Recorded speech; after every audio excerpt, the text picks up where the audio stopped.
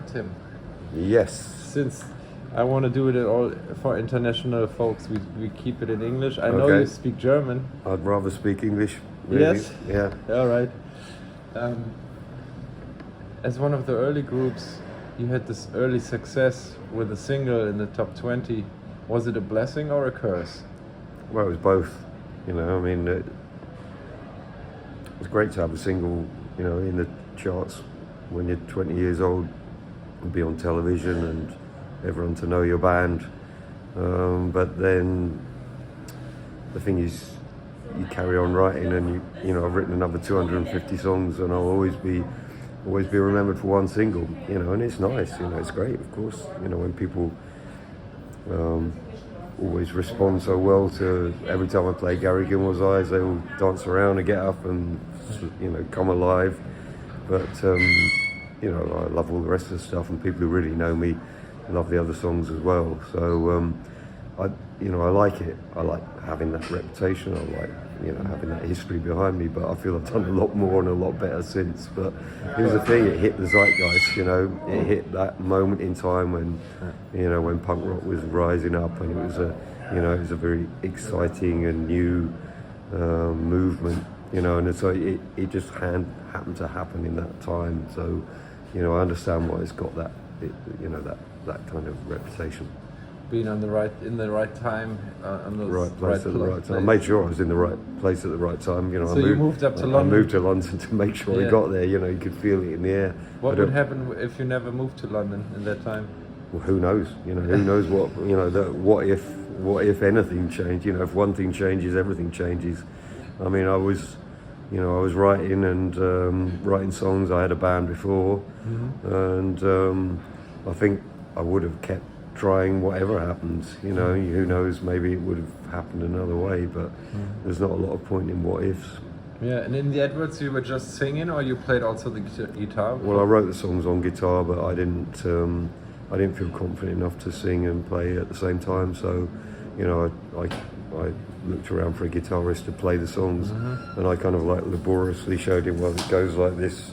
Yeah. You know, and he went, okay, I just play it. You know, so for me, I was a self-taught guitarist. I'd only, learned for a few years, and just enough really to map out songs and write the songs. But I had to do them quite slowly because I couldn't play very well. All right. Cool. And how came the name of the band, the adverts, came upon? How did you came up with this? Because I like the concept of it. Yeah. And for example, nowadays we have all these influencers, and these are like adverts running around, right? Well, what were you thinking back in the day? Well, the same thing, really. I mean, you know, nothing's really changed. It's, you know, that was, you know, the portion of the media that the adverts took up, you know, on television. You know, we only had 3 channels, you know, that didn't even, on television, that didn't even last all day, and it shut down halfway through the evening and started up at 5 o'clock in the afternoon or something like that. Yeah. So the portion of advertising that went on to the media we were exposed to was actually probably bigger than it is now, when it's all over the internet, you know. So it was a powerful force even then, although, you know, advertising soap powder, it was not so kind of pernicious, you know, and evil as the kind of advertising that goes on now, which actually try and influence the way you think, you know. I mean, the adverts then were specifically designed to influence what you buy, whereas now the advertising is, you know, trying to influence your whole life and the way you think and the way you act and the way you see the world. So in that sense, it's much more unpleasant and dangerous now. Yeah. But it did make, you know, of course it was just a criticism of anyone that tries to, you know, influence the way you are and what you think, you know. Did you went to you had friends that went to art school or made advertising school, or? I went to art school myself. You went to art school for 1 year, yeah. Yeah. But no advertising. Well, I mean, I did learn there, and also learned at school. You know, where I did art at school as well. You know, and I always found it interesting. They said, well, if you go into commercial art, you are going to have to do your art to advertise things that you won't agree with. You know, you might have to, you know, do graphic design to advertise the army, you know, join the army or something like that you may not agree with. So I think around that point, you know, I realised there was this thing that pure art, you always have to take a side and have an opinion. You know, if you're prepared to sell your soul in graphic art, then you will have to go and be involved in stuff that, you know, you may not agree with. You know, and I, at that point, perhaps specifically, I knew that wasn't something for me, because my kind of art was about expressing myself and what I believe in, not someone else's. For example, your clothing, you did your clothing yourself? Yeah, I still do. Yeah, still do. Yeah. And but back to the music, when there was not a lot of punk rock bands around, what was the influences that created punk outside of, you know, like maybe, was it I don't know, like, for example, Sex Pistols talked about they were listening to Alice Cooper, covering Alice Cooper, for example, or like glam rock. What was your influence? I like the interesting side of glam rock, you know, not the commercial side. I like Roxy Music, and, you know, I was a big David Bowie fan and still am, you know, and I love the New York Dolls, I love Diggy, you know, I grew up with the Beatles. So, I mean, all those things play a part in the way you form your kind of like influences, I suppose. There was never anyone I've said, well, I want to be like that, you know, I'm going to copy that or something, but they all, you know, kind of filtered into my kind of consciousness and the way I wrote, I suppose. Yeah, totally. And now I forgot my question. You got that out, but it's all right. I forgot the answer to the question you've forgotten. That's funny. So you were thinking about the new church. What was this new church about? Like, you know, except outside of belief in yourself. Yeah, that was a thing. You know. And the definition of punk rock?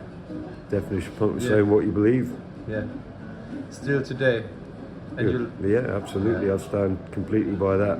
You know, I suppose everyone's got their own definition of it, and, you know, there came a point, you know, in the 80s where punk rock was just blokes in leather jackets and jeans playing loud guitars, but that was never what it was about for me, you know, and it was a kind of, you know, important for me that I could translate it onto an acoustic guitar and bring it back to just being about songs, because, you know, it's obviously I believe it's the content, you know, and not the way it appears, and not the cliche of punk rock.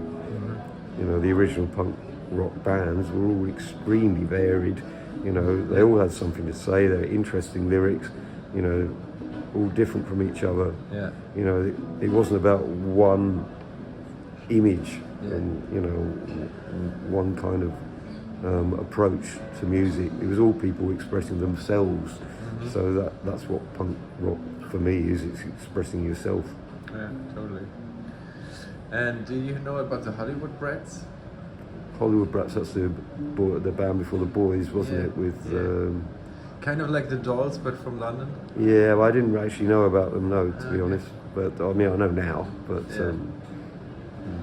Boys are a great band. Were they around at the time you started? Yeah, of course. Yeah, they were in early days at the Roxy, same as the Adverts were. Yeah. I mean, the Adverts played twice in the first week the Roxy opened. I think the Boys played the first week as well. Certainly in the very early stages of the Roxy, yeah. And why did it, the first craze, why did it stop so early? What do you think? Well, probably because the music business caught on what was going on and realised they were missing out on something. Because right at the beginning, you know, the bands like the Adverts and, I remember Susie and the Banshees well into the 1977 couldn't get a record deal. But the record companies caught on very quickly. You know, we were signed to Stiff, who were like an indie label, but the major labels caught on very quickly and they kind of like got hold of it and moulded it, punk rock, into a format that they could work with, you know. And then, of course, people saw, you know, kids in bands who wanted to be in bands saw what was going on, and then they had a very, you know, they formed their own idea of what punk rock should be, and it turned more into this thing that I was talking about before. Whereas all that means we're just aggressive and violent and sort of play really loud and stuff, which wasn't what it was about. Yeah. And so punk rock, was it for you that like were waves coming, like, or is it all straight on till today? Is it? Well, I think the core is still there, the way it always has been. But you know, the way it appears, and you know, I mean, punk rock to me was Woody Guthrie. You know, it's like, you know, it's about. It's just punk rock. 77 punk rock was just another expression of something that had always been there. You know, which is this kind of honesty and of expressing yourself through music. Mm-hmm. Telling stories, hopefully true ones. You still do that as a solo artist and today with band? Yeah. Awesome. Cool. Yeah. Was there a point in your career where you thought, like, the Clash sold out? Like, I remember last time the Clash played in Hamburg, '84. They were got booed at, and really, yeah. Now the people regret, but they said, yeah, they sell out. Were you feeling that? I like the Clash, you know. I mean, I'm not one of these ones who, you know, falls down on my knees, you know, before the God of Joe Strummer. I mean, I thought they were a great band and saw them a few times. I didn't like them as much at the time, you know, as I do now, to be honest. But I mean, you know, they signed up to CBS. They had a massive record company backing. I don't know why people in 1984 suddenly decided they'd sold out. I mean, you're going to take that attitude. They sold out in 1978, you know. But I don't blame them for signing up and wanting to get popular. That's what all bands want to do. Yeah, yeah. And I'm not sure that. I don't think they even really compromised what they were doing. I think they carried on doing what they felt was right. And so many different influences in their music. It's great. Yeah, I think Strummer carried on. You know, his solo albums were great as well. Yeah, with the Mescaleros. Yeah, brilliant. Great stuff. But people love to hate anyone who gets successful. That's just part of human nature. You know, as soon as you get any success, everyone hates you or finds ways to have a go at you. Yeah. Right on. And what do you think about the manager of the Sex Pistols? The manager of the Sex Pistols? Or, Malcolm McLaren. Yeah. Well, I didn't have a lot to do with him. I think he would, but I don't think it was a lot to do with them getting the success they got. You know, they were a great band. I loved the Sex Pistols. You know, when I saw them in '76, they blew me away. You know, Johnny Rotten was such a great frontman. So anti-frontman, really. He was a totally different kind of beast to the normal singer in a rock and roll band. You know, so it was really real entertaining to see someone who was just not bothered to be like a frontman of a band, but he was. And I think Malcolm had a lot to do with presenting them in a way that you know, that got them out there in front of the public eye, and made them something special. So I think he was a very important part of it, but of course it all fell apart and they all ended up hating each other and suing each other, but that's the way these things go. And was the Ramones also a big influence in London? Yeah, already? I saw the first Ramones concert and that blew my mind as well. Because I think the Adverts and the Boys, for example, and Buzzcocks and bands like that have more like a poppy or melodic appeal. Does it came from the Ramones, or is this like a British? I think it's a British thing. Yeah. You know, I mean, as I say, Bowie was a big influence of mine, and the great thing about Bowie was that there was always choruses, there was always melodies that you could sing in your head afterwards. And you know, when I grew up with pop music, that was, you know, the thing I loved about it was that there would be ohrwurms, you know, it would be something you could stick in your head and you'd sing afterwards. So that's what I always tried to do, writing songs, is to, you know, to have hooks and melodies to go with the tunes and the lyrics. And till today, like, you know, you put out great music during Corona times. Do you think, was it also a blessing or a curse, or both?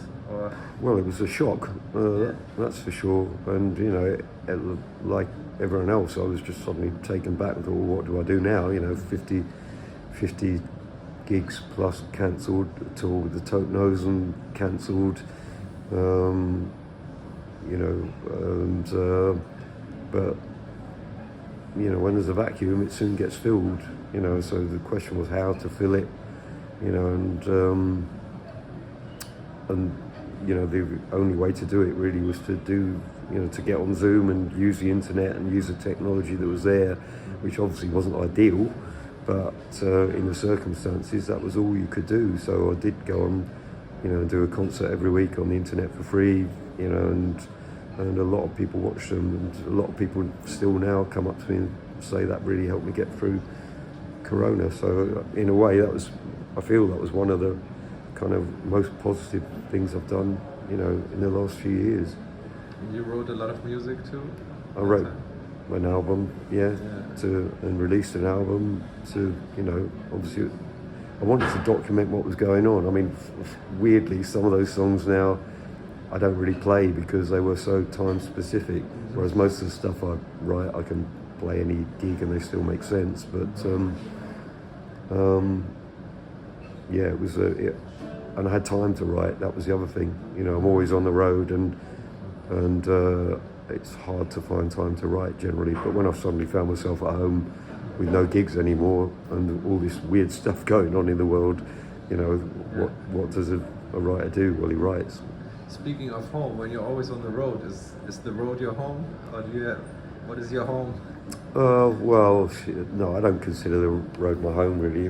But you know, I travel with my partner Sally, so you know we have a little bit of our home together as we travel around. But we do have a home base, and we like to get home every now and then. I mean, it's a bit crazy. I mean, we just got back from South America. We had like 3 days at home, and then we turned around and repacked and came out to Germany. And then after this, we'll unpack and we'll have a couple of weeks at home and go out to North America for 3 weeks. So it's kind of. Where do you have all this energy from? I think I just lost it. Well, I love what I do, you know, and that's the thing. I love doing it, and that's what keeps me going, really. Yeah, cool. Yeah, thank you. I think that's about my questions. All right, you're welcome. It's gonna be. Yeah, I'm looking forward for the show. Me too. Yeah, and it's great with a band. You know, I do obviously mainly solo shows, but with a band, it's really a nice special change. Yeah.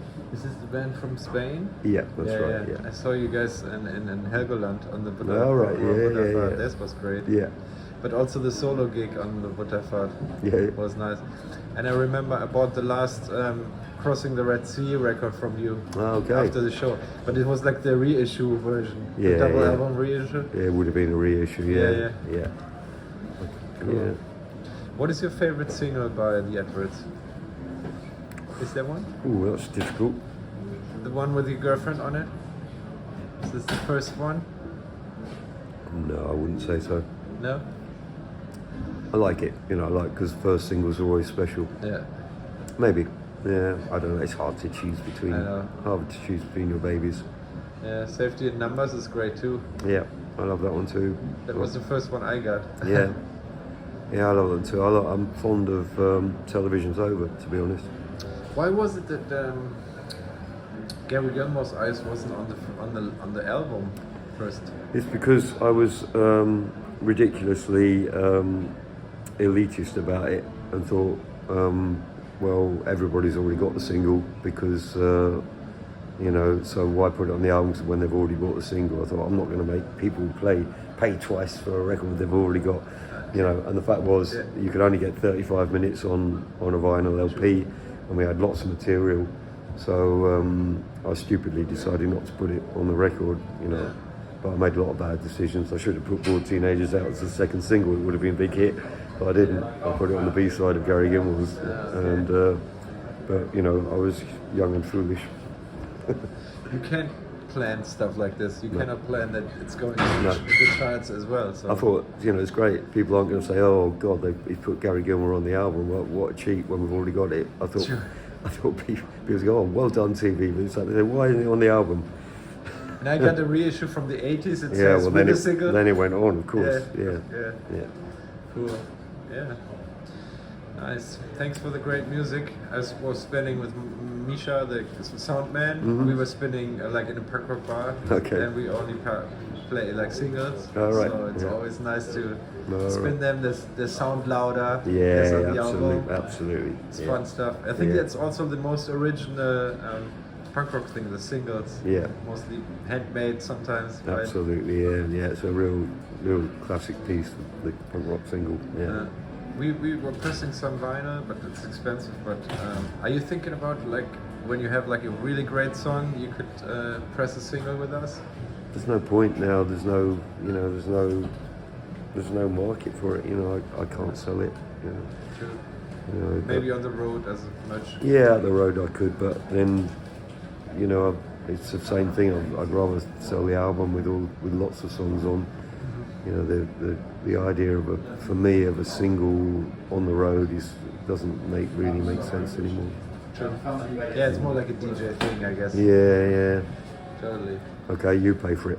Yeah, if I pay for it, you would give me a song? Yeah. Both songs? All right.